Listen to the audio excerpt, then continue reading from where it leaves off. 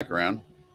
Hey, welcome everybody to the Nurse Mark and the Green Nurse Daily Dose of AFA, where we bring you hope and inspiration for growth and healing so you can start your day off the AFA way. And in case you have forgotten, we're here to remind you every single day because Nurse Mark, my awesome business partner, wrote this book. And as you know, every single day I hold it up in front of my face because I want you all to know that if I can feel absolutely fucking amazing, then so can you. Hey, listen, and there's been no matter what's going on in your life at the moment, life circumstances happen. Shit happens. It's just the way it is. Call it a shitstorm. You're absolutely fucking amazing. Exactly. Above and beyond any of the circumstances that are currently happening. Yes, absolutely. Change is always something that's going to occur.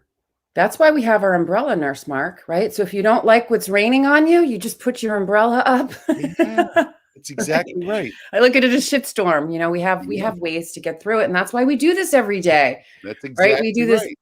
We want to bring you that hope and inspiration. Cannabinoids are adaptogens, helps us to adapt to stress. Right. It's a mindset, that biopsychosocial, spiritual healing. And that's why we start our day off with what, Nurse Mark? The daily love. The daily love, baby. The daily love. Yes. Yes. And that's what we'll start off with now. Nice. But first, let me close the door to my office. The dog just came in. He wanted his Oh, hello, Finn. Finn feels the good vibes. Finn wants to be AFA too. So Finn is the Green Nurse mascot dog. So we have Finn, Green Nurse dog, and we have Ursula, the beautiful black cat that you love. Love so dearly. Yes. You can be AFA no matter what, Sherry. I love you, Nurse Mark. You know, I just like to meow. I know. 4 a.m. meow, right? It's a great life. Yeah. Yeah. What the hell? Why not? Why not? All right. The daily love today. Coming from You Are What You Think by Dr. Wayne Dyer, because, hey, why not? It's Thursday. Wayne Dyer would love it if we read some of his stuff today. So here we go. Ready? All right. It's impossible to pick up on what universal source energy is transmitting if you stay misaligned and don't change frequencies to tune into it. Just sit for a moment and let these thoughts be received right now. You came from a source that has unlimited abundance. It is still generating that same idea today. You merely left it behind.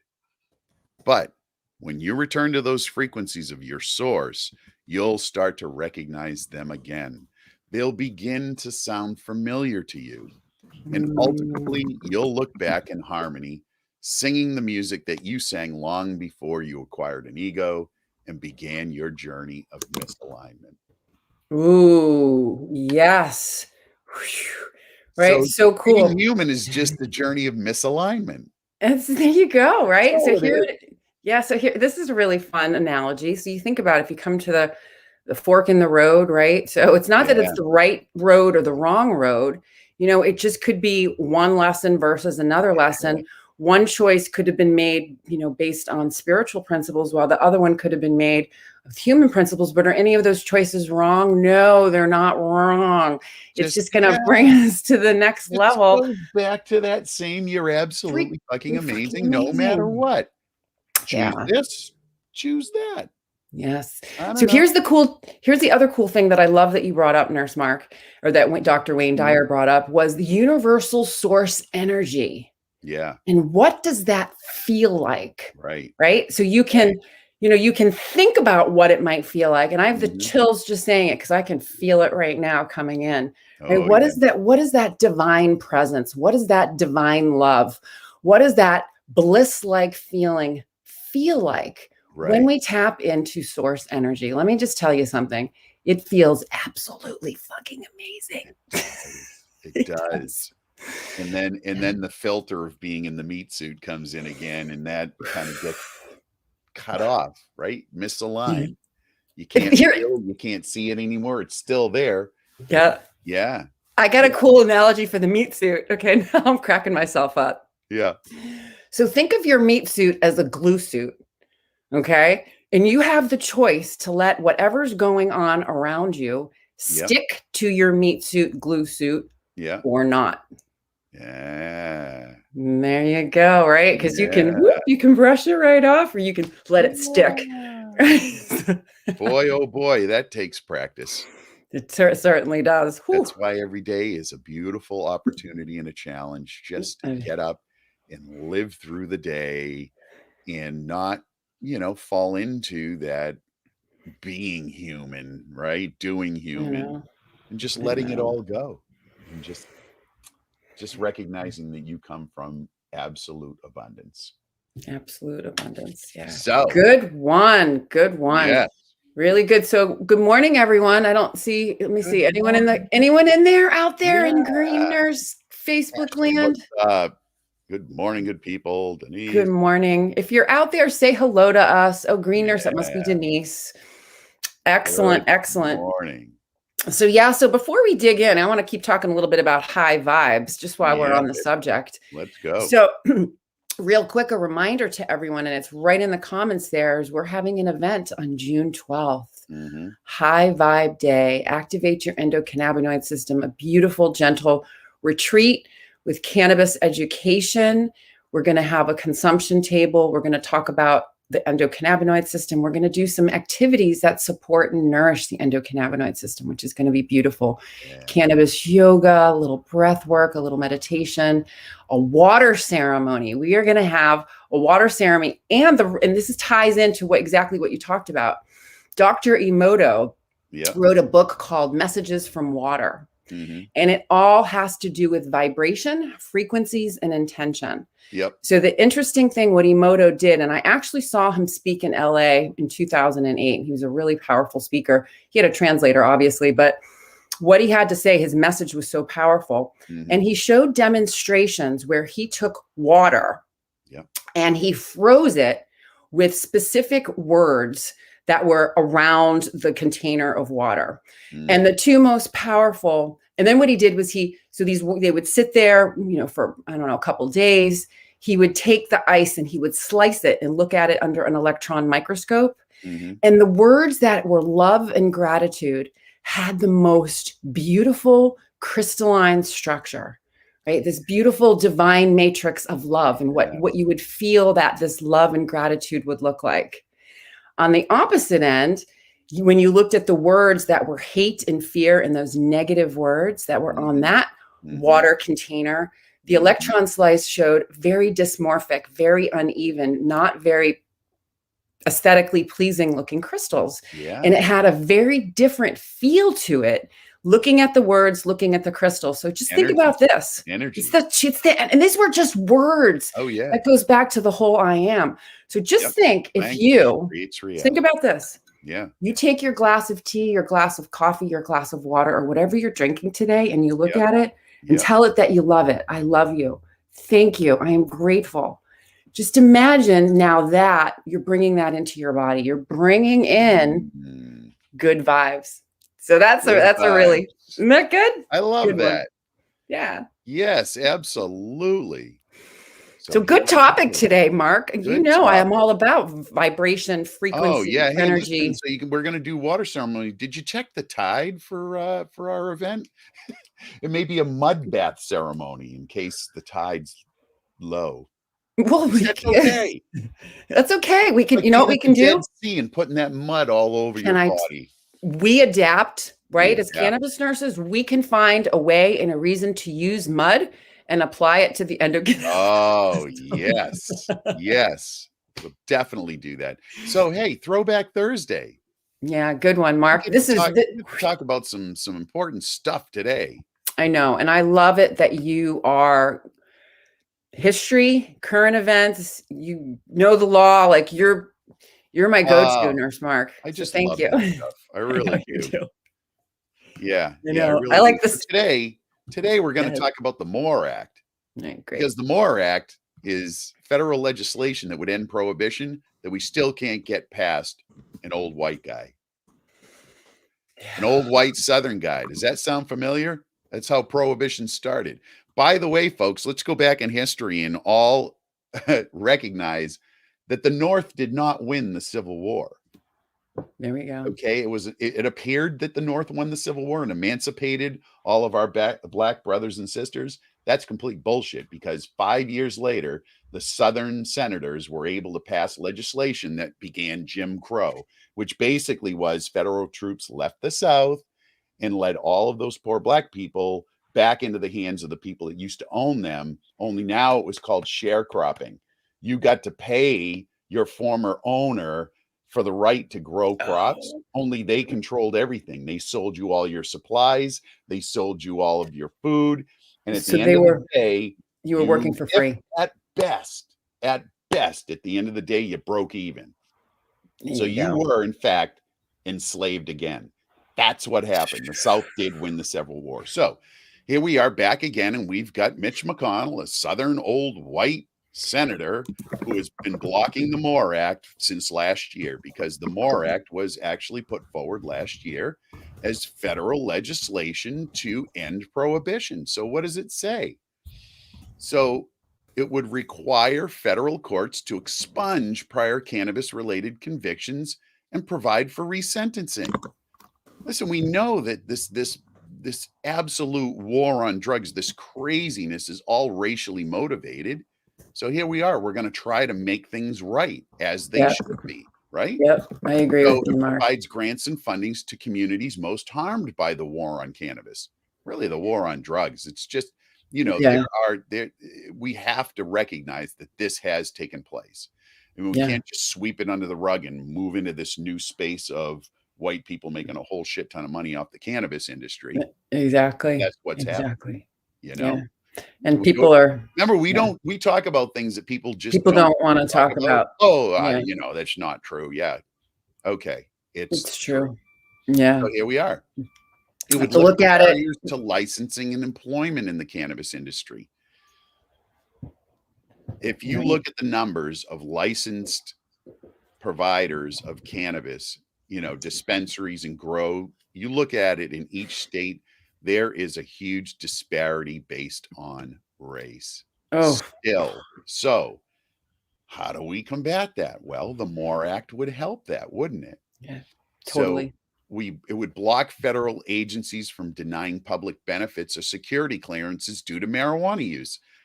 Folks, people have medical cards in states where it's legal to have access to cannabis as a medicine, and they are still being prosecuted and denied access to benefits and to security clearances, and they're still being discriminated against by their employers because it's still part of the drug test. Even if you have a medical cannabis card, you're still subject to whatever rules and regulations that particular company wants to enforce on you. Now, they don't make you take a test for benzodiazepines. They don't make you take a test for any of the SSRIs that you might be taking. And those are all, medications that affect you psychologically. So where is this line of being equal? It needs to be put in place by the MORE Act, right, Cher? Yes, the MORE Act. Yes, right? The MORE Act will hopefully bring us more and closer to full legalization, right? So we can destigmatize this plant. Everyone. This plant should be accessible to everyone, regardless of how people want to roll it out, whether it be, companies want to take it and do their thing, small craft companies want to do their thing. It just needs to be fair and even across the board. Now, here's a big one. Here's the one that really resonates with me. And that is that it would allow the VA physicians to recommend medical marijuana to veterans. That's huge. Listen, that population right there is a population that we all know. Everybody who's cannabis nurses, and we're in this industry, in this medical community, we know that medical cannabis can help the veteran community in a big way. Huge. VA, by the way, is the largest healthcare network in the country. And yet they are prohibited from even talking about cannabis as a medicine. So, support the MORE Act. We need to put pressure on. We really do. And it is something that needs to happen. Now, Mitch McConnell, again, has put it in his legislative graveyard last year 68% of Americans favor cannabis legalization at a federal level. That's the majority in the country, folks. We need to make this happen. It's no longer a case of a single old white Southern politician who holds power holding the keys. We need to smash that and move through and really get this MORE Act on the books. Yeah, absolutely. Right? Yeah. What do you got to say about that, Sherry? Does this get you fired up? Damn it, It gets me fired up. It gets me fired up, and I think of all the different ways, like of what we can do to help. How can we, and it's basically, it's advocacy, it's activism, it's writing letters, it's getting on the phone, it's talking about it, sharing stories, compelling stories. And basically the science. The numbers are in our favor. And the 43% of Americans now live in a jurisdiction with legal cannabis. That's almost half of the residents of the country are living in a place where cannabis is legal, and yet federally it's still being prosecuted as if it is this awful drug. And that's the part that sucks too, is it's not fair. I mean, I hate to say it's not fair, but it really isn't fair for certain people in certain states to have access and for certain people in other states to not have access. We get that with our consultations, don't we? We speak to people in different states. We need to know what's going on in the state because some states have great programs with plenty of products and access. And that way we can help coach that person and what is going to be the best for them. And they decide. Other states don't. They have the shitty programs that limit the ability of a practitioner to be able to effectively coach a client because the products aren't available. Exactly. And that's what we ask. Like, where would you go shop? So when we're coaching in a different state, where would you go shopping for your products? What's available? And many times it's a very limited menu.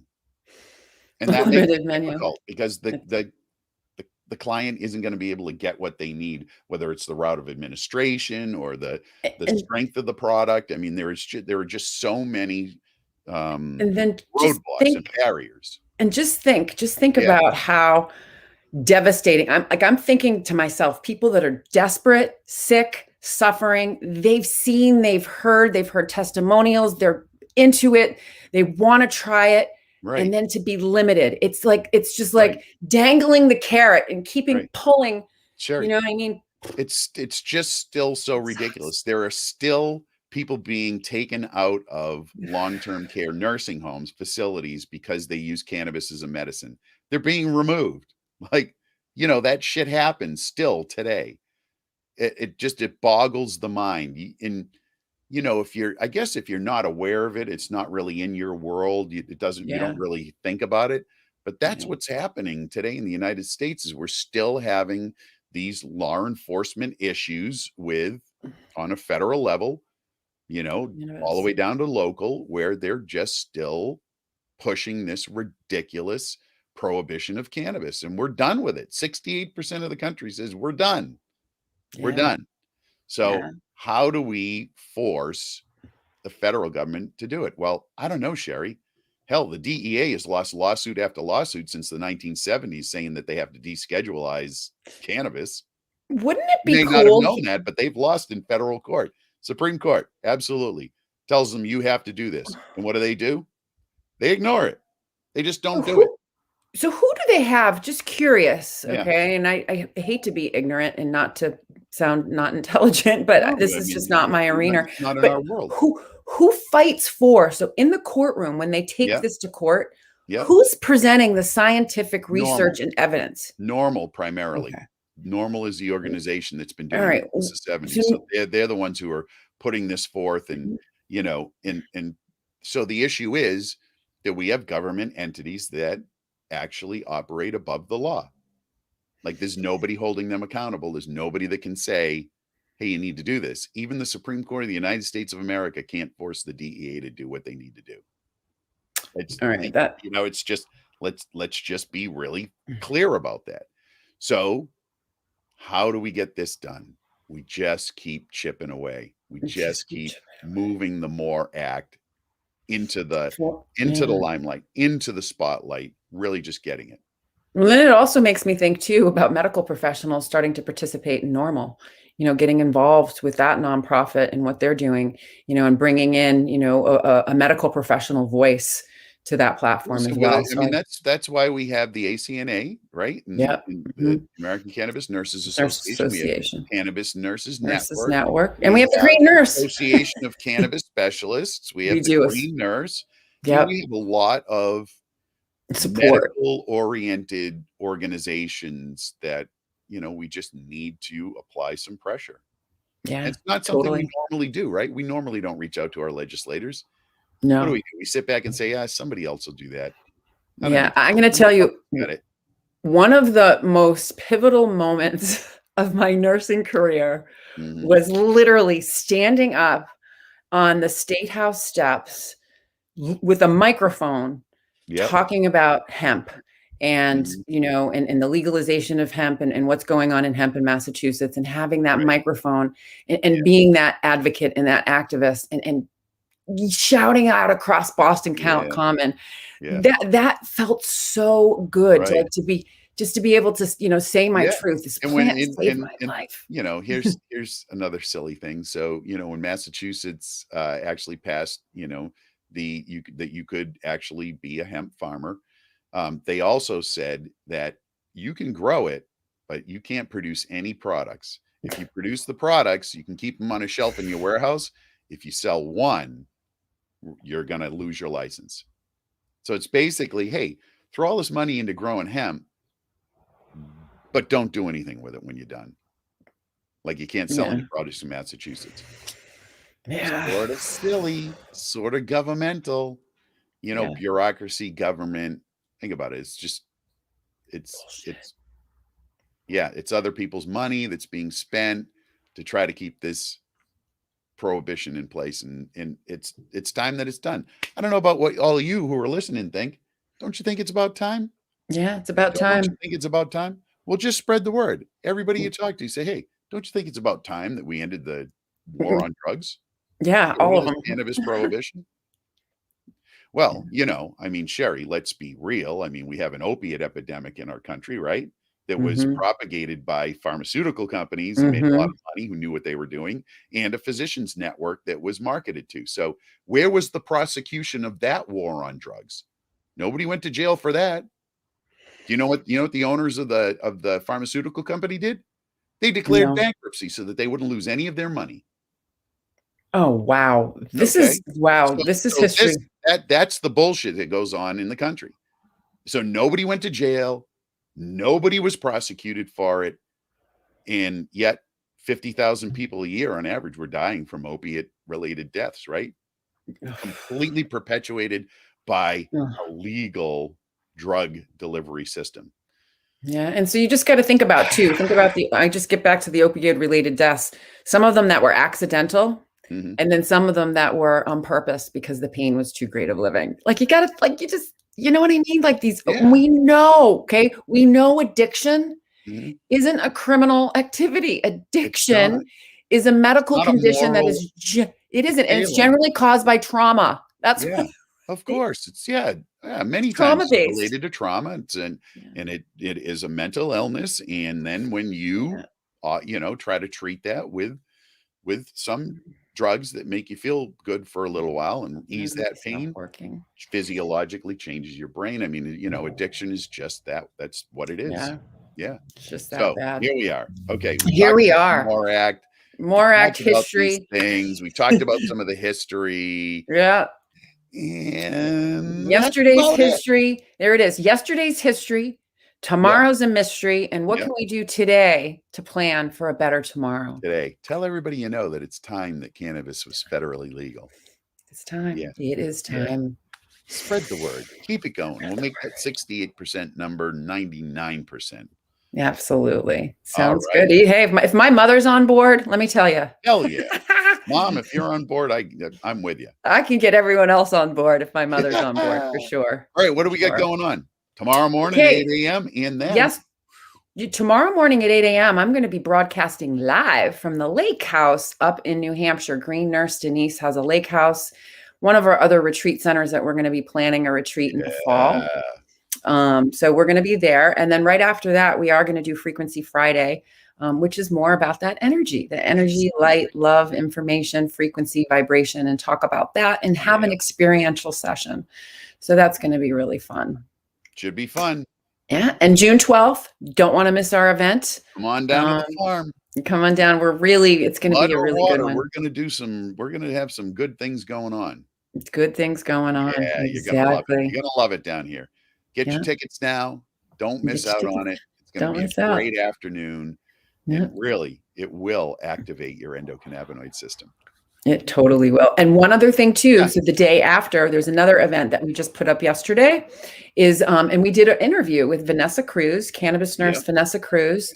She is doing a sacred cannabis journey with meditation in the home, it's going to be a Zoom session, and that event is also up as well.